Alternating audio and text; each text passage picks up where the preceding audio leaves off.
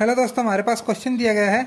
एक समचतुर्भुज की एक भुजा 13 सेंटीमीटर है और उसका एक विकर्ण 10 सेंटीमीटर है, तो दूसरे विकर्ण की लंबाई क्या होगी। यानी कि हमारे पास क्या दिया गया है दोस्तों, एक समचतुर्भुज दिया गया है। ये हमारे पास है एक समचतुर्भुज, तो इसकी क्या क्या है, एक भुजा। यानी कि समचतुर्भुज की सभी भुजाएं बराबर होती है दोस्तों, तो इसकी सारी भुजाएं क्या हो जाएगी, 13 सेंटीमीटर की हो जाएगी।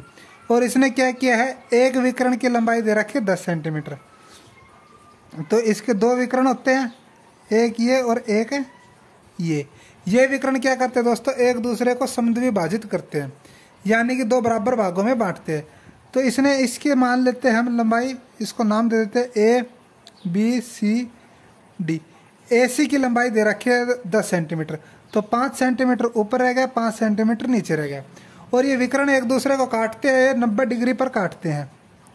तो देखो दोस्तों, अब इसने पूछा दूसरे विकर्ण की लंबाई क्या होगी, यानी कि इस वाले विकर्ण की D और B की लंबाई ज्ञात करनी है। ये बिंदु क्या है हमारे पास, O बिंदु है दोस्तों। तो अब हम क्या करेंगे, D और O का मान निकाल लेंगे, तो उसका डबल करने पर हमारे पास क्या आ जाएगा, दूसरे विकर्ण की लंबाई आ जाएगी। तो अब यहाँ पर देखो दोस्तों, एक ट्रिपलेट लगती है, ये क्या बन जाएगी हमारे पास DOC। ये राइट एंगल ट्रायंगल बन जाएगी, क्योंकि ये कोण 90 डिग्री का है। तो इसके अंदर ट्रिपलेट लगेगी दोस्तों। एक ट्रिपलेट देखो 13 और 5, इसका ट्रिपलेट क्या होता है, 12 होता है। यानी कि एक ये आ जाएगा 12 और ये भी क्या हो जाएगा 12। तो 12 12 24 सेंटीमीटर क्या हो जाएगी, इसके विकर्ण की लंबाई हो जाएगी। और आइए हम ट्रिपलेट लगाकर दिखाते हैं आपको, एक बार एक्सप्लेन करते हैं।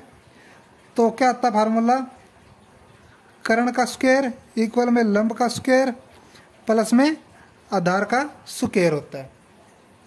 तो कर्ण क्या होता है, 90 डिग्री के सामने वाली भुजा क्या होती है, कर्ण होती है। ठीक है, तो कितनी होगी, 90 डिग्री के सामने वाली भुजा 13 सेंटीमीटर। तो यहाँ पर 13 का स्क्वायर। लंब क्या होता है दोस्तों हमारे पास, लंब होता है 5, ये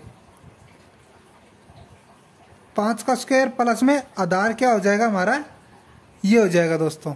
तो आधार हमें क्या करना है, निकालना है। तो 13 का स्क्वायर 169 हो जाएगा दोस्तों, 5 का स्क्वायर 25 हो जाएगा, और ये क्या हो गया, आधार का स्क्वायर। ये 25 इस साइड में आएगा तो क्या आएगा दोस्तों हमारे पास, माइनस हो जाएगा।